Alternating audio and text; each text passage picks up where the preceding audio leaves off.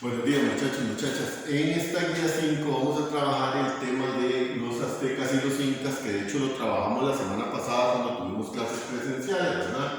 Primero va a venir el tema de los aztecas. Aquí en medio les voy a poner un pequeño video, ¿verdad? Les voy a poner un video de cada una de las culturas.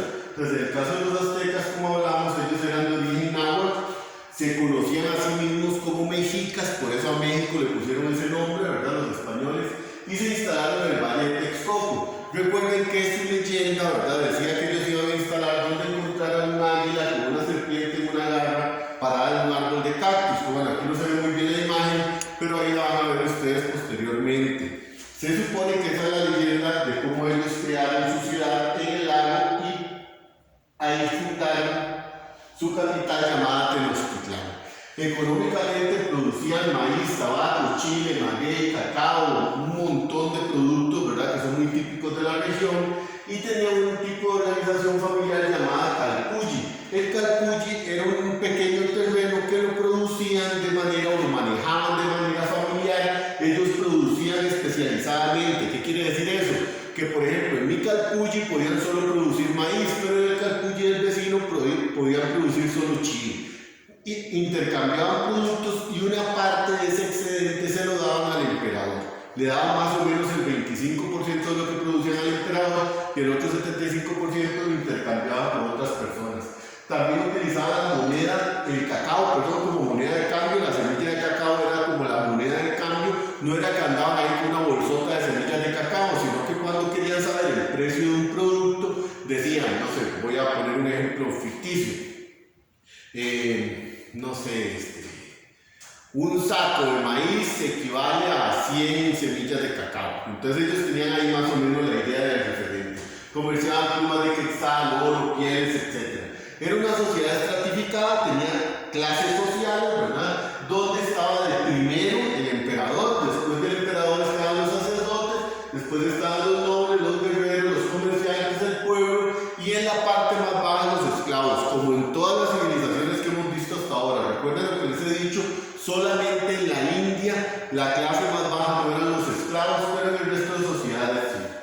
En cuanto a cultura, perdón, ahí me fui un poco para abajo, acá está. Trabajaron en artesanías como cuchillos, platos, collares, etc.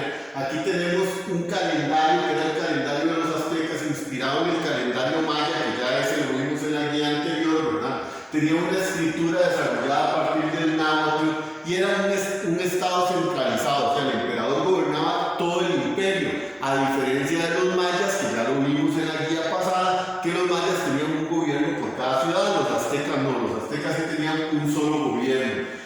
Este calendario se le llama la Piedra del Sol, está en el Museo de Antropología de México. Se supone que estaba cubierto con una placa de oro, pero los españoles le arrancaron el oro para comerciarlo y dañaron un poco el calendario. Desarrollaron la astrología, sabían de matemáticas, medicinas, etc. Tenían varios dioses como Huitzilopochtli, Tlaloc y el más importante, Quetzalcóatl, que como les dije en la clase pasada, era una serpiente emplumada, igual que Kukulcán de los mayas. Era exactamente el mismo dios, solo que le cambiaron el nombre. Los mayas le decían Kukulcán, los aztecas le decían Quetzalcóatl. Esta era la reconstrucción de cómo era Tenochtitlán a la llegada de los españoles. Por suerte, un español que venía con Hernán Cortés hizo un dibujo más o menos decente de cómo era Tenochtitlán. Como les dije en su momento, era una ciudad impresionante. No había una ciudad tan grande en Europa para ese momento. Después de esto, bueno, tendrían ustedes ahí la práctica sobre los aztecas.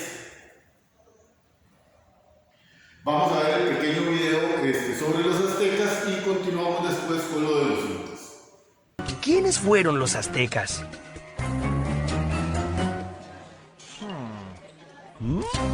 Amos y señores de Mesoamérica. Con la caída de la gran Teotihuacán, llegó una época turbulenta y caótica. Aparecieron en escena varios pueblos guerreros que se dedicaron a pelearse entre ellos, hasta que en el siglo XII llegaron los aztecas desde el norte de México. Este pueblo consiguió dominar a todos los pueblos vecinos, quienes se vieron obligados a pagarle tributos a sus nuevos amos y señores. Tenochtitlan La ciudad capital. Los aztecas estaban sedientos de poder y se dedicaron a colonizar todo el centro de México.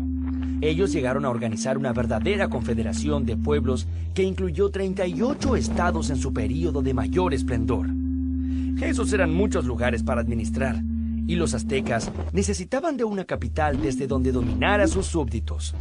Para eso crearon en 1325 Tenochtitlan, una aldea que con el tiempo se convirtió en una ciudad legendaria, centro de un imperio tan poderoso como temido. Tenochtitlan estaba construida sobre un islote en el centro de un gran lago. Si pudiéramos viajar en el tiempo a esta gran ciudad, veríamos cómo los canales se conectan con los campos, centros urbanos y el resto de los lagos. Esta es una ciudad llena de tránsito y mucho bullicio. Y es que Tenochtitlan fue tan grande que llegaron a vivir más de 250,000 habitantes. Si miran bien hacia el horizonte, podrán descubrir las montañas que rodean la ciudad y que se elevan al cielo, casi hasta llegar a tocar a los mismísimos dioses. A los aztecas les gustaba tanto este paisaje que levantaron unos 25 templos de forma piramidal que imitaban el viaje que hacen las montañas hacia los cielos. Estos templos buscaban imponer temor y respeto entre los pobladores, ya que en sus cúspides, sobre los altares de piedra, se llevaban a cabo las ceremonias de los sacrificios humanos. La dieta azteca. ¿Les gusta el maíz, el chocolate, el cacahuate o el tomate? Pues a que no adivinan de dónde vienen. ¡Los aztecas! Así es. Los pueblos de Mesoamérica comían muchas cosas sanas y sabrosas, otras tan extrañas que ni se imaginan. Las madres de la época se valían del maíz para alimentar a sus niños. Sí, el mismo maíz con el que se hacen ahora las tortillas mexicanas. También fueron las primeras en descubrir el chocolate. Lo bebían batido y aromatizado con miel y vainilla. También conocían los frijoles, la calabaza, el melón, los chiles verdes y rojos y los aguacates. Todos estos alimentos se los debemos a los antiguos habitantes de Mesoamérica. Los aztecas comían realmente de todo, incluso insectos y perros. Las chinampas. ¿Te has alimentado bien? Recuerda que necesitas muchas energías, mi pimpollito. Sí, claro, lo he hecho, mami. Los aztecas se preocuparon especialmente de que la población que aumentaba día a día tuviera que comer. Sin embargo, había un problema. No había suficientes tierras para la actividad agrícola, principal fuente de recursos del imperio. En el año 1265, una prolongada escasez de alimentos afectó a los aztecas. Entonces, Acatonalí, líder del imperio, propuso al Consejo de Ancianos la más ingeniosa de las ideas: poner sobre el lago unas varas y limo para así construir islas artificiales y cultivar encima de ellas. A estas islas artificiales las llamaron chinampas y permitían convertir grandes secciones pantanosas en campos fértiles. Además, la obra se complementaba con redes de regadíos y con el uso de excrementos humanos como fertilizantes. ¡Guácala! Tan buena fue esta idea que una familia de 5 personas que labraba un campo era capaz de producir más del doble de lo que necesitaba para alimentarse. El conocimiento de los aztecas. Muchas civilizaciones se han preocupado por dejar plasmada su visión del mundo y así poder transmitir sus proezas y sus conocimientos de generación en generación. Pues bien, los aztecas dejaron constancia de su historia de conquistas y dominio militar a través de unos símbolos inscritos sobre pieles de venado o telas de algodón. Estos códices repletos de coloridos dibujos son documentos históricos en los que se registraron muchos aspectos de su vida cotidiana. La escuela era muy importante para los aztecas. A partir de los 15 años, eran instruidos en escuelas públicas que el Estado había creado para asegurar la correcta educación de los ciudadanos. Los sacrificios. Los aztecas creían que un día el mundo terminaría violentamente y que todos los hombres morirían de una manera dramática. Para posponer este trágico final, deberían hacer constantes sacrificios a los dioses. Según sus propias creencias, la sangre mantenía vivo al sol. Así que para mantener el orden del mundo y tener buenas cosechas, los sacerdotes debían sacrificar a muchos animales e incluso hombres y mujeres. Luego de esto, ofrecían sus corazones a los dioses, aunque morir en estas ceremonias por lo general era un gran honor. El dios absoluto de los aztecas se llamaba Ometecutli. Bajo su mando había otros dioses que intervenían en los asuntos humanos. Entre ellos, el más popular fue Quetzalcóatl, la serpiente emplumada, a quien se consideraba el gran benefactor de la humanidad.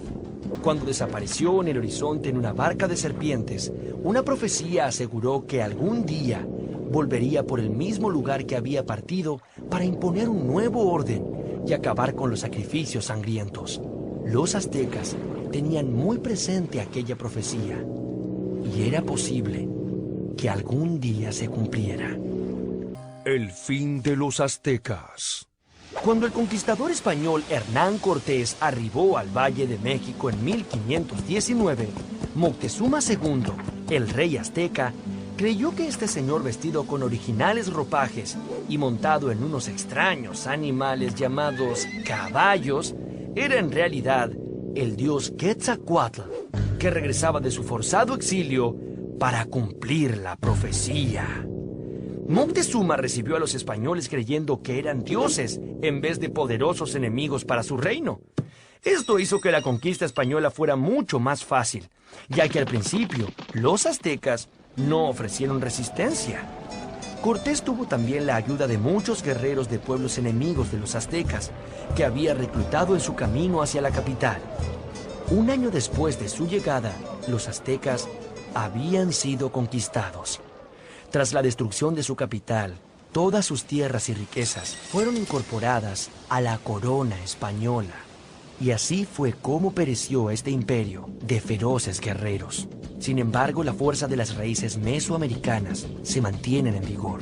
Y todos aquellos habitantes del Valle de México aún sienten resonar dentro suyo el orgullo de los aztecas.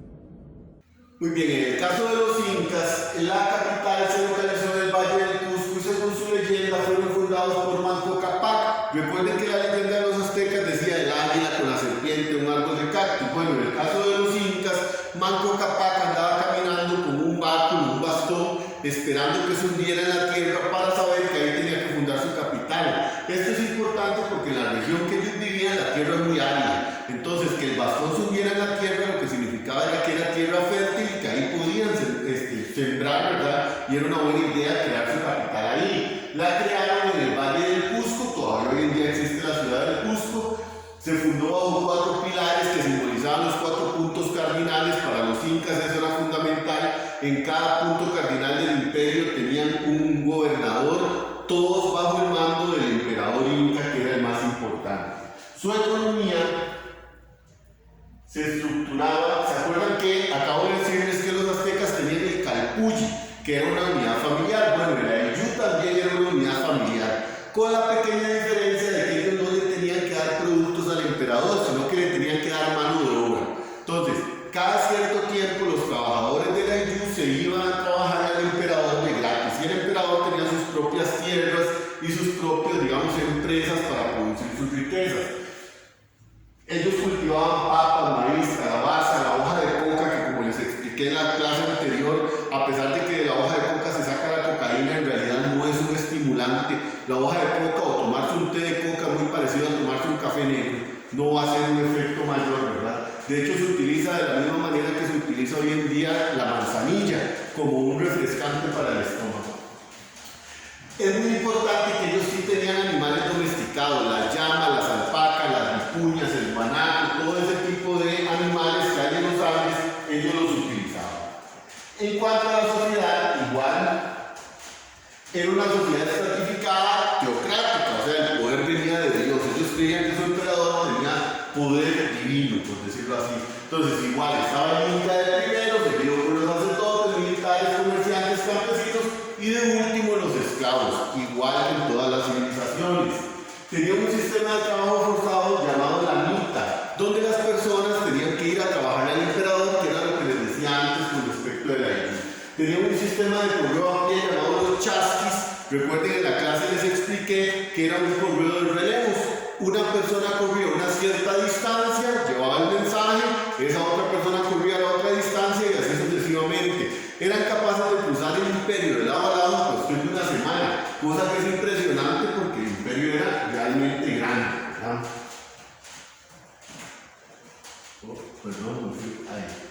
En cultura, destacaron por sus obras de ingeniería como los puentes colgantes. Ahí van a ver un par de imágenes de los puentes colgantes que son impresionantes, son unos precipicios gigantescos, ¿verdad? Varias ciudades como Sacsayhuamán, Cusco y Machu Picchu, que es esta imagen que está acá, que ahí van a ver en el video algunas imágenes de Machu Picchu, que Machu Picchu es una ciudad impresionante, que se conservó bastante bien, gracias a que los españoles nunca pudieron llegar. El camino para llegar a Machu Picchu todavía hoy en día es muy difícil, y los españoles, como andaban a caballo, no lo pudieron transitar. Los incas eran más de andar a pie. No tuvieron una escritura tradicional, pero tenían el sistema de quipus que les expliqué la vez pasada, que básicamente, voy a hacer aquí un pequeño dibujito. Básicamente un quipu era una cuerda con un montón de cuerditas colgando de diferente tamaño, y que cada una de esas cuerditas que colgaba tenía luz a diferente distancia. Se supone que esa era una forma de escritura. No se sabe o no se ha logrado interpretar todavía. Han habido avances, pero no se logra todavía interpretar.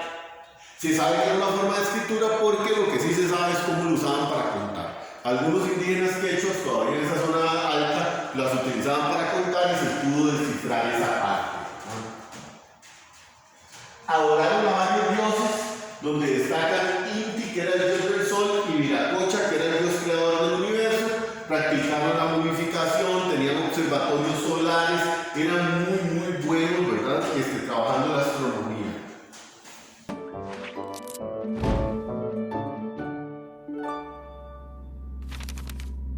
Los incas nos han dejado algunas de las construcciones más deslumbrantes del mundo. Sin embargo, la historia de este pueblo, que dominó por siglos gran parte de América del Sur, está teñida de leyendas y misterios.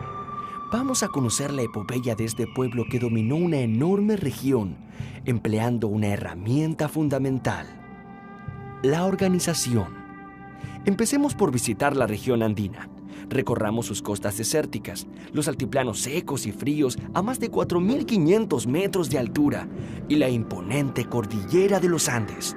Aquí, en las alturas, es tan alto que escasea el oxígeno y resulta difícil respirar. No parece un buen lugar para vivir. No puedo respirar. Pero no se dejen engañar.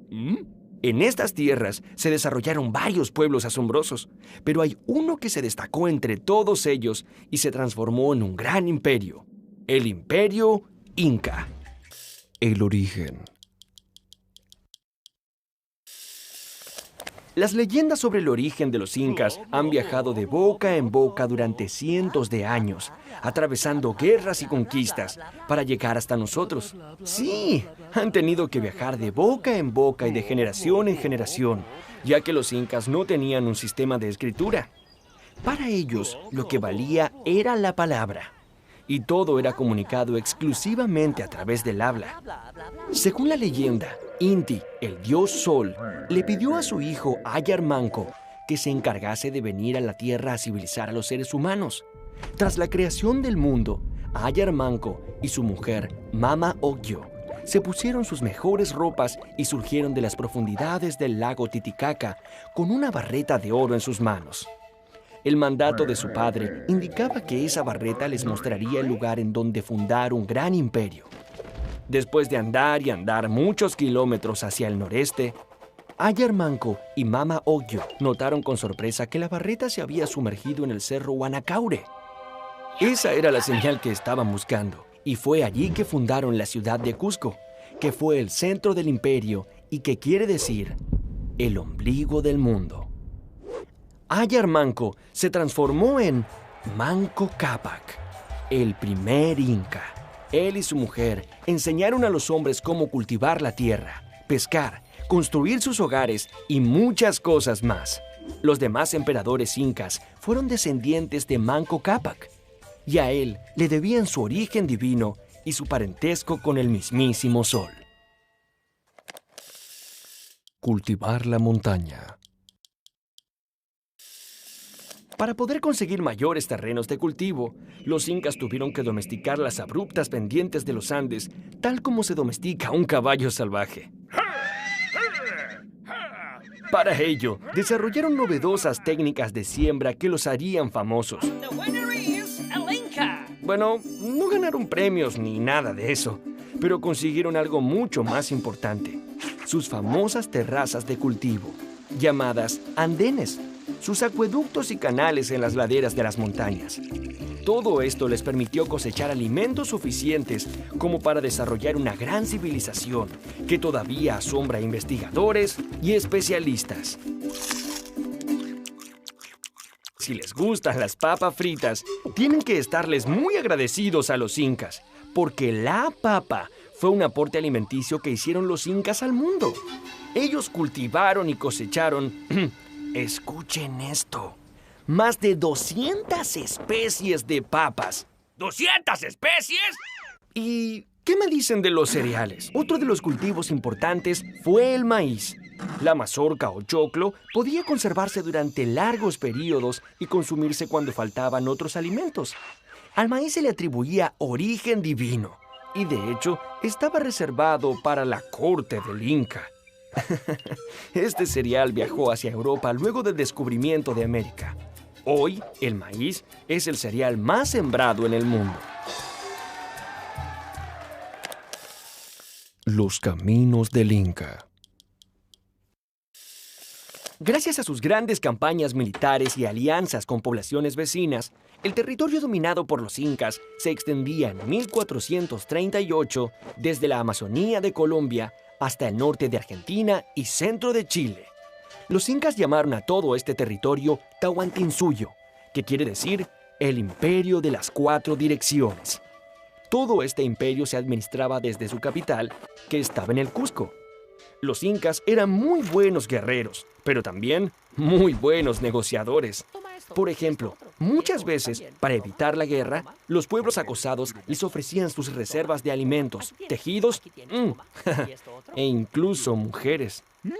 Los incas construyeron un poderoso ejército que tenía un gran secreto: la planificación, la disciplina y una elaborada estrategia.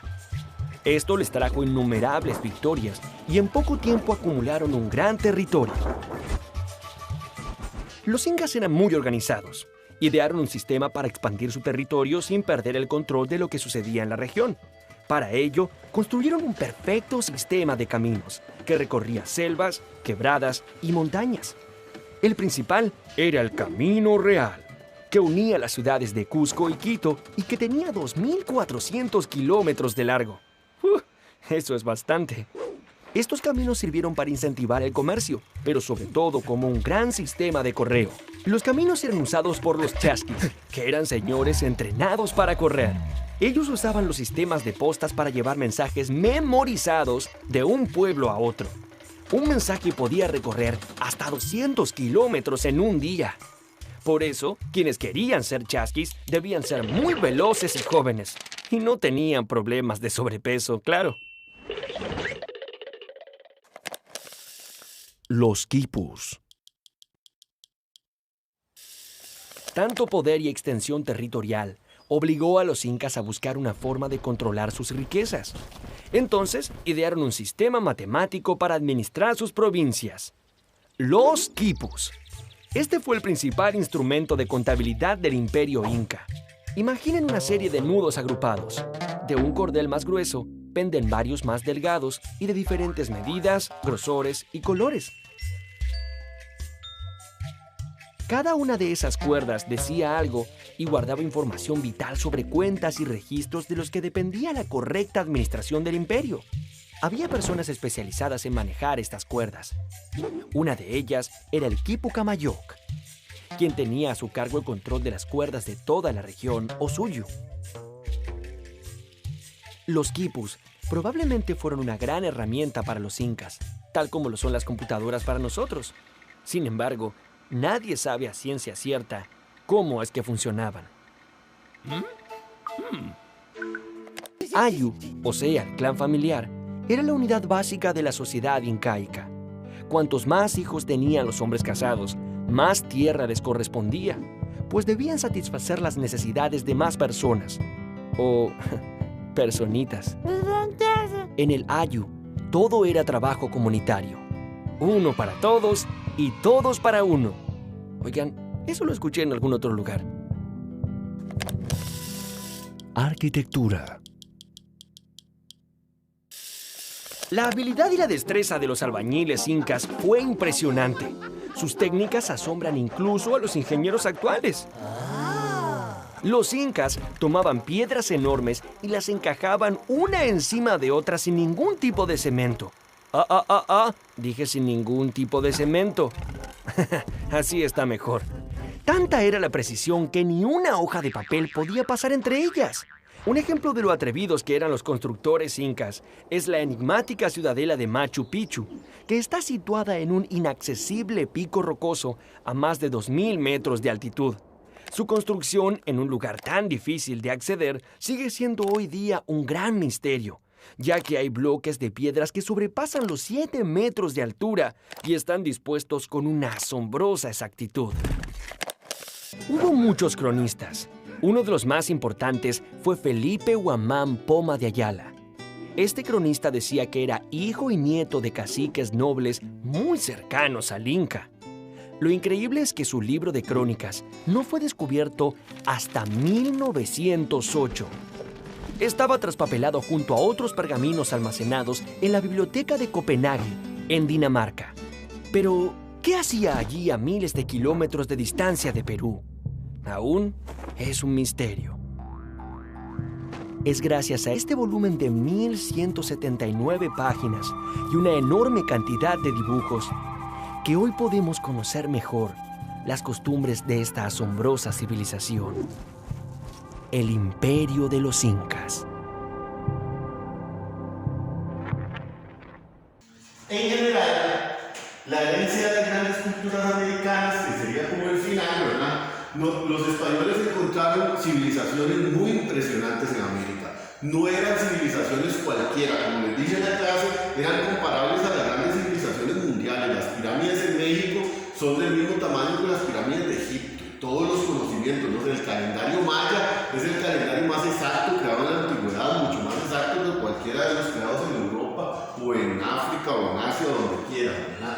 Entonces ellos nos dieron una gran cantidad de aportes a nuestra cultura. Dentro de lo que destaca y que todavía utilizamos hoy en día, productos como el tomate, el maíz, el cacao, los frijoles, la yuca. Por ejemplo, el tomate es americano. O sea, para ponerles un ejemplo, la pizza, desde que los españoles llegaron a América, era sin salsa de tomate, porque el tomate era americano. No conocían los frijoles, tenían otro tipo de granos, pero no los frijoles. Entonces hubo varios aportes del lado de los indígenas. Los españoles también nos trajeron bastantes cosas, ¿verdad? Nos trajeron productos, nos trajeron la religión, nos trajeron el idioma, que digamos sería de lo más importante. También tenemos la medicina natural, que ha sido utilizada durante muchísimo tiempo en América. Lamentablemente el desarrollo de esas culturas se cortó abruptamente porque los españoles no tenían como el espíritu de aprendizaje de las culturas que iban conquistando y no aprovecharon, digamos, los conocimientos de las culturas americanas. Aquí seguiría la otra práctica, ¿verdad? La práctica de los aztecas, y con eso terminaríamos la guía número 5. Recuerden que la guía número 4 era la de los mayas, la guía número 5 aztecas e incas, y bueno, posteriormente vamos a continuar viendo otra materia. La próxima semana tenemos clases presenciales, entonces espero ahí verlos. Que estén muy bien.